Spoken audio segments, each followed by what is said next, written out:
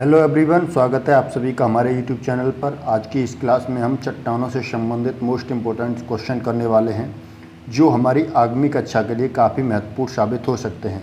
तो आप इस क्लास को बिना स्किप किए शुरू से अंत तक देखिए। तो चलिए शुरू करते हैं आज की इस क्लास को। पहला क्वेश्चन है, पृथ्वी पर लगभग 2000 प्रकार के खनिज पाए जाते हैं। इनमें से कुछ खनिजों से ही चट्टानों की रचना होती है। तो इन खनिजों की संख्या कितनी है? तो 20 है इन खनिजों की संख्या। अगला क्वेश्चन है हमारा, पृथ्वी के द्रव पदार्थों के घनीभूत हो जाने से बनी चट्टानों को क्या कहते हैं? तो इन्हें हम आग्नेय चट्टानें कहते हैं। अगला क्वेश्चन है हमारा,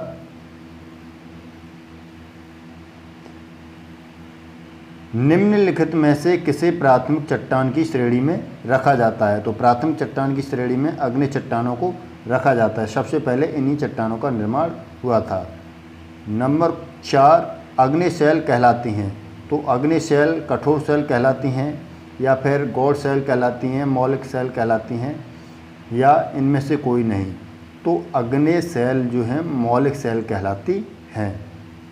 अगला क्वेश्चन है 5,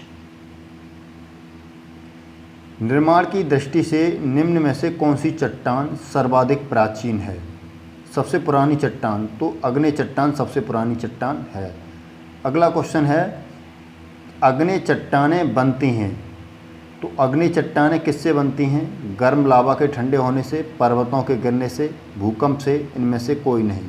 तो इसका आंसर है गर्म लावा के ठंडे होने से आग्नेय चट्टानें बनती हैं। अगला क्वेश्चन है, मोहे स्केल से निम्नलिखित में से किसका मापन किया जाता है? तो मोहे स्केल से चट्टानों की कठोरता का मापन किया जाता है। अगला क्वेश्चन है, ग्रेनाइट की गणना किस प्रकार की चट्टानों में की जाती है? तो ग्रेनाइट की गणना आद्यवित्तलीय या प्लूटोनिक चट्टानों के रूप में की जाती है। अगला क्वेश्चन है 9, आग्नेय चट्टान से संबंधित निम्नलिखित में से कौन सा कथन असत्य है?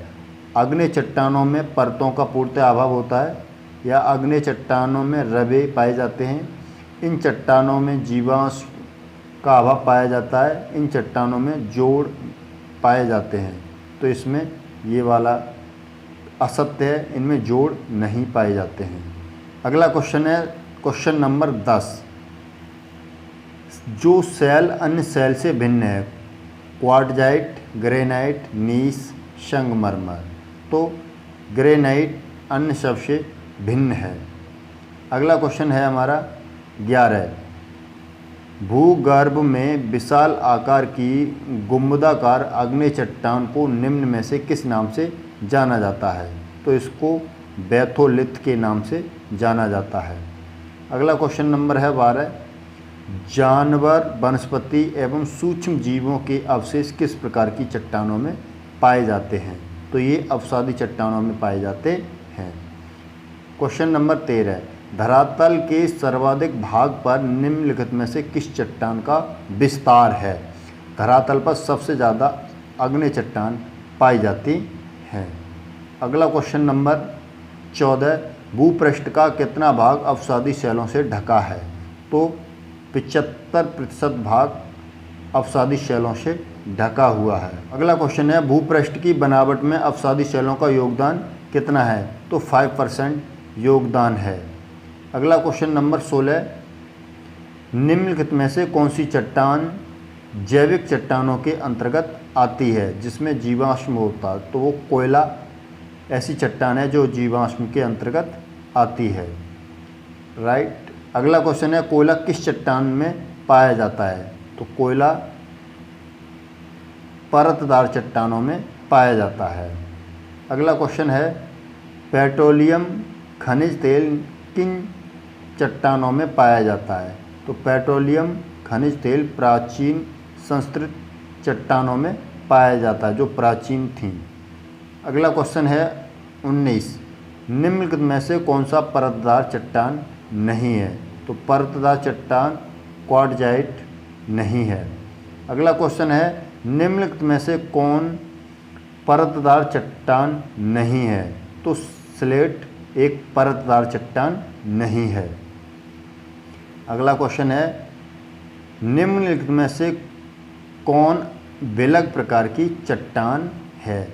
तो सबसे अलग प्रकार की चट्टान संगमरमर है। अगला क्वेश्चन है, पृथ्वी के आंतरिक भाग में किस चट्टान का निर्माण अधिक ऊष्मा और दबाव के कारण होता है? तो जब अधिक दबाव और ऊष्मा पड़ती है तो कायांतरित चट्टान का निर्माण होता है।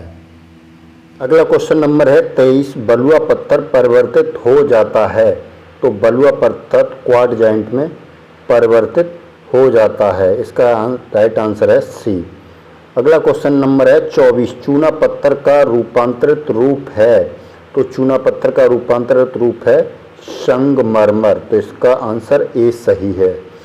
अगला क्वेश्चन नंबर 25 है, निम्नलिखित में से कौन सी रूपांतरित चट्टान है? तो इसका राइट आंसर है ए, नीस रूपांतरित प्रकार की चट्टान है। अगला क्वेश्चन है, निम्नलिखित में से कौन कायांतरित चट्टान है? तो इसका राइट आंसर है सी, संगमरमर। नीस चट्टान निम्नलिखित में से किस कोटि की होती है? नीस चट्टान तो परतदार होती है। इसका राइट आंसर सी है। अगला क्वेश्चन है 28, निम्नलिखित का सुमेल कीजिए। तो स्लेट कायांतरित चट्टान होती है। स्लेट कायांतरित चट्टान होती है। लिग्नाइट अवसादी चट्टान होती है। बॉक्साइट अलोह चट्टान होती है। ग्रेनाइट आग्नेय चट्टान होती है। तो इसका राइट आंसर है वी। क्वेश्चन नंबर अगला है, बेसाल्ट के रूपांतरण के फलस्वरूप किस चट्टान का निर्माण होता है? तो बेसाल्ट के फलस्वरूप एम्फीबोलाइट का निर्माण होता है। क्वेश्चन नंबर 30, निम्नलिखित में से कौन सुमेल नहीं है? तो बालू पत्थर कोलोंगोमेरेट ये मिसमैच है, ये सही मैच नहीं करता है। अगला क्वेश्चन है, निम्नलिखित में से कौन रूपांतरित चट्टान नहीं है? तो इसका राइट आंसर है ए, स्लेट रूपांतरित चट्टान नहीं है। अगला क्वेश्चन है, निम्न में से कौन सा कारक चट्टानों के रूपांतरण के लिए उत्तरदायी नहीं है? तो अपरदन के कारण चट्टानों का रूपांतरण नहीं होता है। अगला क्वेश्चन है, अवसादी सेलों का दूसरा नाम क्या है? सस्त्रित सेल अवसादी सेलों का दूसरा नाम है।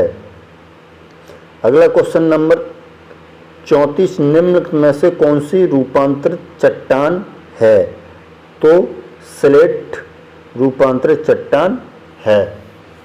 अगला क्वेश्चन है, स्लेट और संगमरमर हैं। स्लेट और संगमरमर आग्नेय चट्टानें हैं। क्वेश्चन नंबर अगला, निम्नलिखित में से आग्नेय चट्टान कौन सी है? तो ग्रेनाइट एक आग्नेय चट्टान है।